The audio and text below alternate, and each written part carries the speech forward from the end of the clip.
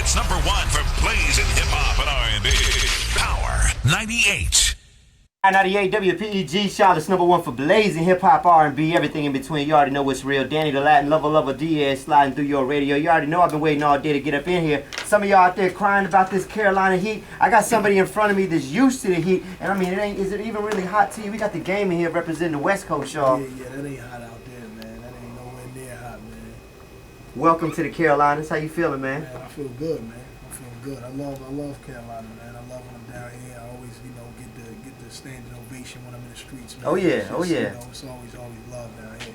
Yeah, man. We caught you last night. Hip-Hop Honors doing it real big for VH1. Yeah, man. That was big, man. I was really, they've been calling me for years to do the Hip-Hop Honors, but they always got me want me to do the craziest stuff. You know got the tallest dude in the game spitting some of the shortest dude in the game verses. Yeah, man. The Bushwick Bill verse, man. But that was, growing up, that was the verse that I knew from top to bottom. Yeah. So when they said that, I was like, oh yeah, I'm there. Oh yeah, you ain't even got to get ready for that. Yeah, nah, man. What was it like pre-recording that joint right there? Man. And then sitting back in front of the television watching yourself. Yeah, I thought it was live at first, you know what I'm saying? But then I remember it's 2010, ain't nothing live. So, we did it, and then when I seen him in the hotel last night, I was like, man, this is dope. I was like, I felt cool about myself. I'm always, criticizing myself about performances and just trying to, elevate my game, to the top floor, man. But I think I did a cool job, man. Yeah, you definitely pulled that one off, man. Album #4. Last time we talked to you, you were like, man, this is my last album right here. Like when you dropped the LAX, you were like, man, this is the last one for me. What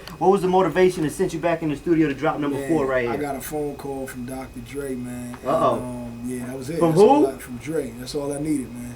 Big up to Dre. I see you got your Beats by Dre shirt on. Yeah. I mean, this is fresh out the bag. It was in a bowl. I just took it, threw it on. You know what I'm saying? Came in the radio station, man. So you got that phone call from Dr. Dre. What'd that sound like? Man, it was real. Like you would have thought that we just worked. We just came out the studio the night before. Man, he called and he was like, "You want to work?" I'm like, "Yeah." And he was like, "Well, come down." I was like, "I'll be there in 2 seconds, man." You know what I'm saying? Drove over the hill, man. We got it in. Started working on Detox. Okay, so he's been absent from the past 3 of your albums? Yeah, the 2, yeah. Okay. So Doctor's Advocate and LAX, he didn't play no part, but people think that me and Dre had differences, but we always been good. Mm-hmm. He just separated himself from my dramas, which I understood from day one. And he told me once it all mellowed out, just come back home. And I guess he felt that I was done with it, so he reached out. Yeah, speaking of your dramas, man, it sounds like something that's been plaguing your career ever since you came out. Yeah. And since the past year, you've been laying under the radar, man. What's been up with that?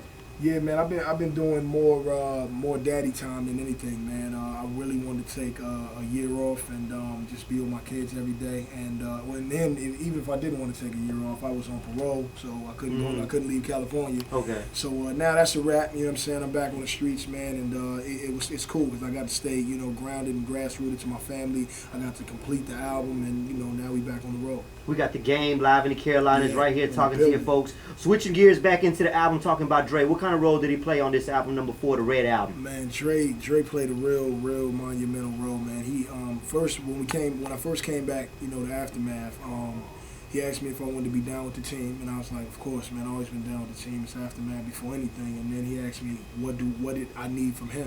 And I just told him, I was like, I don't want nothing. I ain't here for that. Let's work on Detox. And so we started working on Detox.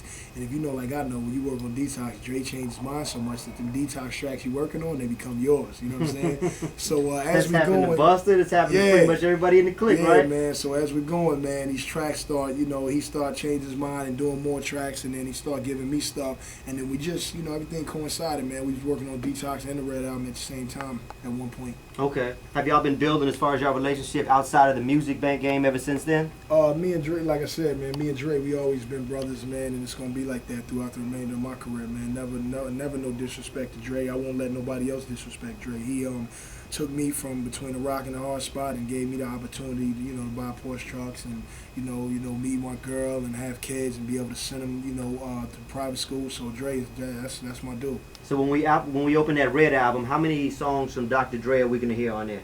Probably anywhere from 3 to 5. 3 to 5? Yeah. Okay. I ain't finished sequencing yet, but once I do it, it's crazy that I can say it's probably a Dre track that won't make it. You know what I'm saying? Yeah. But I got it in, man, and it just got to be a perfect fit, man, and we gonna find it. Now, what about this album separates the rest of your albums and the way that you put your songs together and the whole theme of the album right here? Man, this is my hardest album. It's the hardest album that I ever put out, man. Like, the documentary, that was great. Everybody loves that, calls it a classic and my best work. But I'm a fan of the Doctor's Advocate because my back was up against the wall on that album, and I know what it takes to see, you know, for that to see the light of day, especially since Interscope didn't want to put it out. 50 was trying to do everything he could to stop it. Dre wasn't involved. It was just me. And because of what I did on the documentary, they had to let it see the light of day. We came out on that album, did 3 million, and came out on the LAX album, did 1.5. And this one, I'm about to take the cake. Tearing them down with the Red album. Speak on the name of the album right quick. It's R.E.D., man, the Red album, man. It's just me rededicating myself to hip-hop and my fans, my family, just music, because I was going to give it up. And, you know, now we good, man. It's so far removed from the drama. Damn, not too many rappers can just get a phone call and just drop an album just like that, man. Yeah. Nah, it was a long process, man. It was the last 10 months from start to finish, but we got it done, man. With Dre and Pharrell executive producing, man. It's real big. You dropped that Shake Heat Rock a few months back and shook up the videos, the radio stations all over the place with that. Right now, let's go ahead and drop something off the album. We got the one with Robin Thicke and T.I. We got the one with, you want to get into that? Man, yeah, please drop that Pushing the joint, man. Robin Thicke and T.I., man. That joint produced by Rich Skills, man. This joint's so smooth, it's crazy, man. All right.